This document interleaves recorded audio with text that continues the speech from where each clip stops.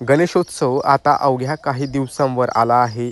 हल्ली गणेश उत्सव गल्लीबोळात साजरा करण्याची प्रथा सुरू झाली आहे.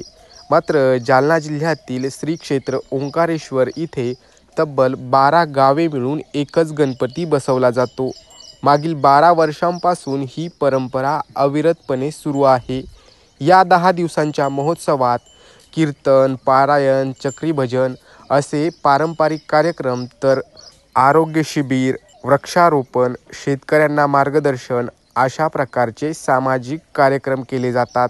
महाराष्ट्र शासनाने या गणेशोत्सवाचा पुरस्कार देऊन सन्मान देखील केला आहे. पाहुयात कसा साजरा केला जातो ओंकारेश्वर आश्रम इथे आगळा वेगळा गणेशोत्सव.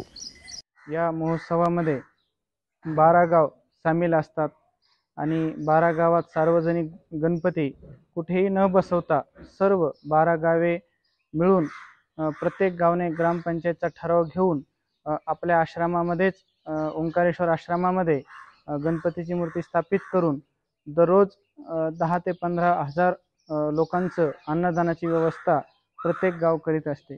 आणि रोज सकाळी दिनचर्या सुरू होते.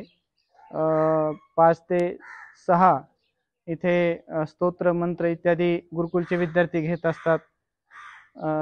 7 ते 8 गणरायाची महाआरती असते आणि त्या महाआरतीसाठी सकाळी 5 वाजल्यापासूनच भक्तांची भाविकांची रेलचेल असते. महाआरती झाल्यानंतर जे आरतीसाठी 5-10 हजार जे भाविक आहेत त्या भाविकांसाठी नाश्त्याची व्यवस्था केलेली असते. त्यानंतर ज्ञानेश्वरी पारायण आणि दुपारी 11 ते 1 हरिकीर्तन असते. वेगवेगळे प्रत्येक दिवशी महाराज हरिकीर्तन करतात.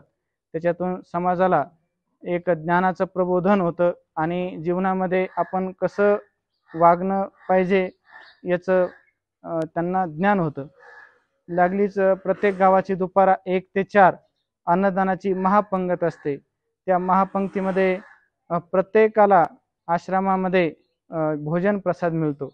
त्यानंतर सायंकाळी 5 ते 6 प्रवचन, 6 ते 7 हरिपाठ आणि परत 7 ते 8 गणरायाची महाआरती असते.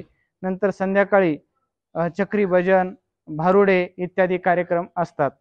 अशी सर्व धार्मिक, आध्यात्मिक, शैक्षणिक आणि सामाजिक भरगच्च उपक्रम या महोत्सवामध्ये राबवले जातात.